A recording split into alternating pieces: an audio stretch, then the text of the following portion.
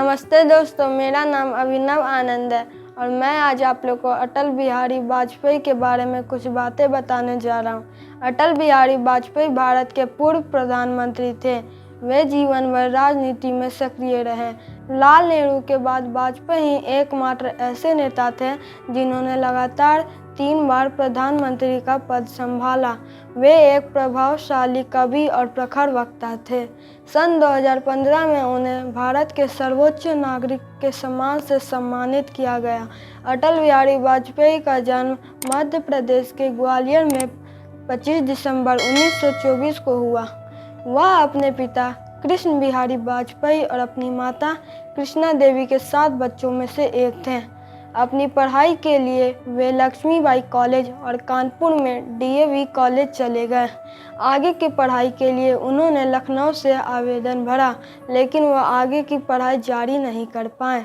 हालांकि उन्होंने शादी नहीं की, लेकिन उन्होंने बीएन कॉल की 2 बेटियां नमिता और नंदिता को गोद लिया। उनकी वाजपेयी की राजनीति की शुरुआत एक स्वतंत्रता सेनानी के रूप में हुई। सन 1942 के भारत छोड़ो आंदोलन में हिस्सा लेने के कारण वे अन्य नेता के साथ गिरफ्तार हुए। सन 1954 में बलरामपुर में सीट संसद सदस्य से निर्वाचित हुए। सन 1977 में जब मोरारजी देसाई की सरकार बनी तो उन्हें विदेश मंत्री बनाया गया। 2 वर्षों बाद वह चीन के साथ अपने संबंधों पर चर्चा करने के लिए वे चीन की यात्रा किए।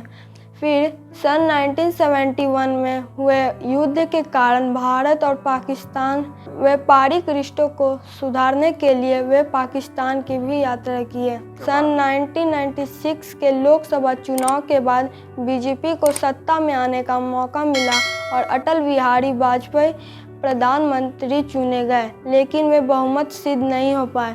सरकार गिर गई और उन्हें मात्र 13 दिनों में ही प्रधानमंत्री के पद से इस्तीफा देना पड़ा।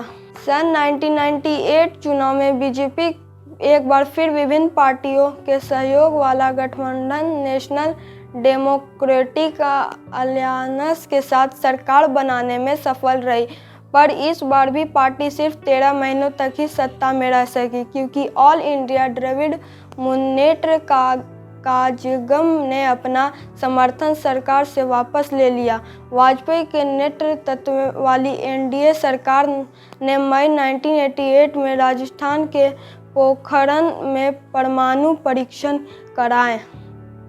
सन 1999 के लोकसभा चुनाव के बाद नेशनल डेमोक्रेटिक अलायंस एनडीए को सरकार बनाने में सफलता मिली और अटल बिहारी वाजपेयी एक बार फिर प्रधानमंत्री बने। इस बार सरकार ने अपने 5 साल पूरे किए और ऐसा करने वाले वे पहले गैर कांग्रेसी सरकार बनी। सहयोगी पार्टियों के मजबूत समर्थन से वाजपेयी ने आर्थिक सुधार के लिए और निजी क्षेत्र को सीमित करने का प्रयास किया। वाजपेयी ने विदेशी निवेश की दिशा में और सूचना तकनीकी के क्षेत्र में शोध को बढ़ावा दिया।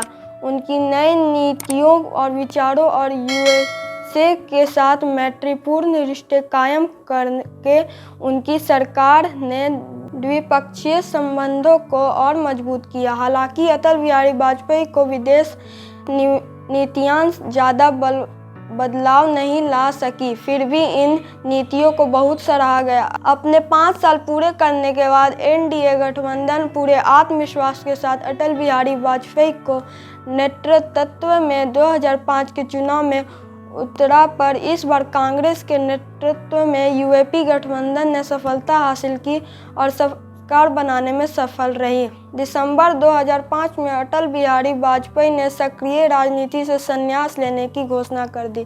वाजपेयी समस्त जीवन अविवाहित रहे। उन्होंने राजकुमारी कौल और बीएन कौल की बेटी नमिता भट्टाचार्य को गोद लिया था।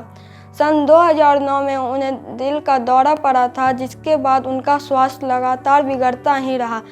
11 जून 2018 को उन्हें अखिल भारतीय आयुर्विज्ञान संस्थान यानी एम्स में भर्ती कराया गया था, जहां 16 अगस्त 2018 को वे परलोक सिधार गए। 17 अगस्त को उनकी दत्तक पुत्री नमिता कौल भट्टाचार्य भागिन दी। राजघाट के पास शांति वन में स्मृति स्थल में उनकी समाधि बनाई गई। उन्होंने देश के लिए अपनी आत्मपूर्ण सेवाओं के चलते उन्हें वर्ष 1992 में पद्म विभूषण सम्मान से नवाजा गया। सन 1993 में उन्हें कानपुर विश्वविद्यालय से डॉक्टरेट की उपाधि का सम्मान प्राप्त हुआ। वर्ष 1994 में अटल बिहारी वाजपेयी को लोकमान्य तिलक अवार्ड से सम्मानित किया गया। वर्ष 1994 में पंडित गोविंद वल्लभ पंत पुरस्कार भी प्रदान किया गया। वर्ष 1994 में सर्वश्रेष्ठ सांसद का सम्मान भी मिला। वर्ष 2015 में देश के सर्वोच्च नागरिक सम्मान से उन्हें भारत रत्न से नवाजा गया। वर्ष 2015 में बांग्लादेश द्वारा लिबरेशन अवार्ड दिया गया।